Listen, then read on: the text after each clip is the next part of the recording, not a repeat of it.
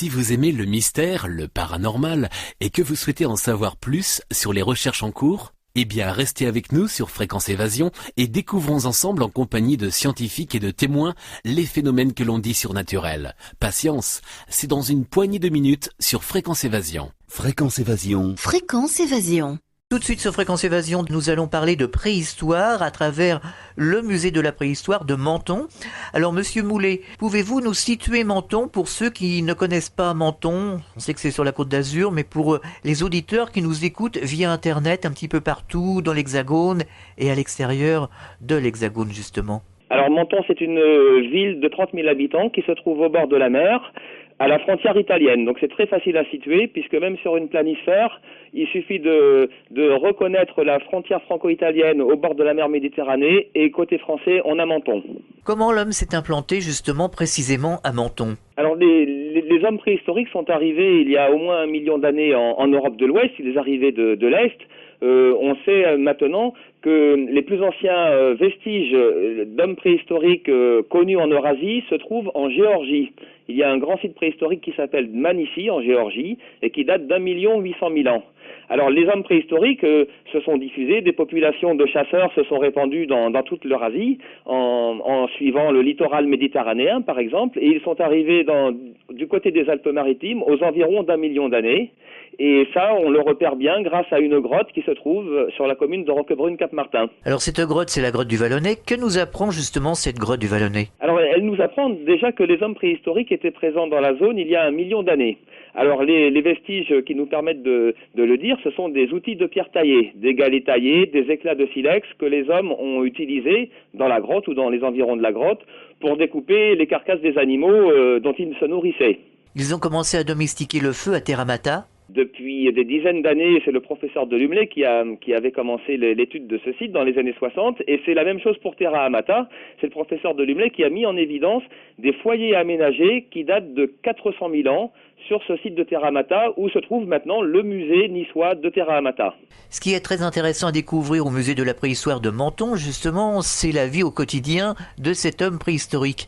Qui était-il à cette époque, cet homme préhistorique vivant dans les environs de Menton?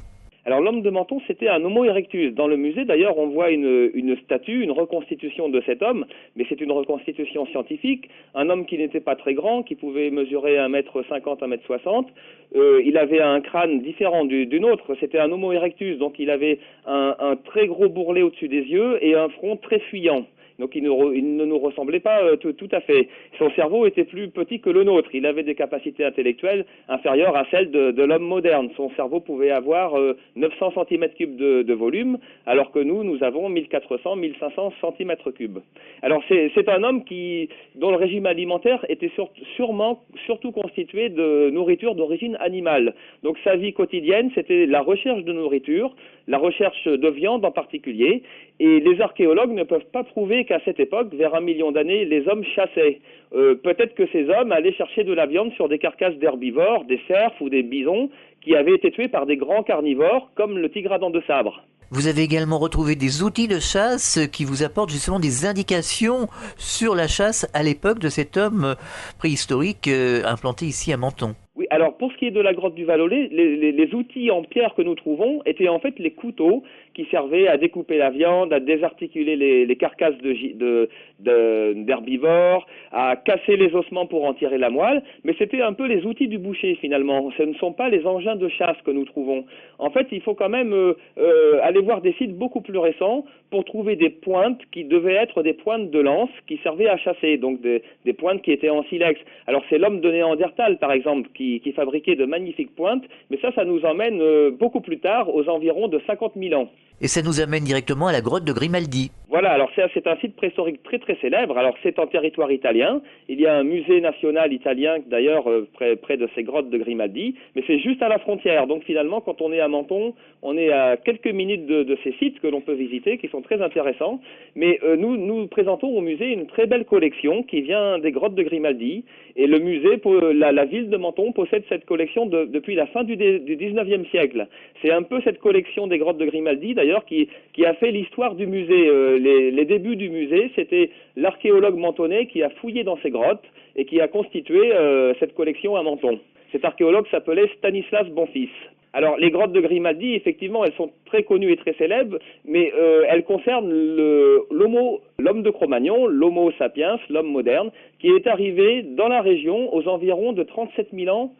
Et d'ailleurs, ce sont des datations au carbone 14 qui permettent de savoir que ces hommes sont arrivés il y a 37 000 ans. Et ils ont remplacé les hommes de Néandertal à ce moment. Alors dans le musée de la préhistoire à Menton, on voit justement tout ce qui est habitat, costumes, outils, etc., etc. Voilà, pour ce qui est de l'homme de Cro-Magnon, il y a les outils en silex, les engins de chasse, différents outils qui étaient façonnés pour différentes occupations. Alors la boucherie, bien sûr, la chasse, le travail de la peau, du cuir pour fabriquer des vêtements, c'est certainement, même si on ne retrouve pas trace de ces vêtements. Mais il y a aussi autre chose de très intéressant, puisque c'est l'Homo sapiens qui invente l'art. Et on sait aussi que cet homme avait des préoccupations spirituelles sûrement très poussées, puisqu'il enterrait ses morts. Et aux grottes de Grimaldi, des sépultures ont été découvertes et accompagnant les personnes qui étaient inhumées dans les grottes, on trouve des objets d'art, des perles faites en dents de cerf par exemple, mais dans les grottes on a également trouvé des petites figurines qui représentent des femmes, on les appelle les Vénus. Est-ce qu'on a des éléments sur les rites, sur les croyances religieuses de ces hommes à cette époque? Ah non, alors là, les archéologues qui découvrent ces vestiges ne peuvent pas pousser les interprétations trop loin. Alors ils peuvent toujours faire des comparaisons avec ce que les ethnologues ont observé chez les peuples dits primitifs, qu'on peut observer encore au XXe siècle. Mais à ce sujet, il faut être très, très prudent quand même. Alors, ces hommes avaient une préoccupation spirituelle. On peut penser quand même qu'ils avaient des croyances. Ils pensaient peut-être que leur défunt allait rejoindre un monde, le monde de l'au-delà. Et l'interprétation qui a été faite par des spécialistes à ce sujet, c'est qu'en fait, il y avait peut-être dans le groupe un prêtre, un chaman, qui intercédait entre les vivants et le monde de l'au-delà et qui cherchait à communiquer avec les morts. Donc à ce moment-là, on compare avec ce qui est observé chez les peuples primitifs qui vivaient encore au XXe siècle. Mais il faut quand même rester prudent. Monsieur Moulet, merci. Si vous souhaitez avoir des renseignements complémentaires justement pour venir visiter le musée de la préhistoire à Menton, vous composez le 04 93 35 84 64. Fréquence Évasion.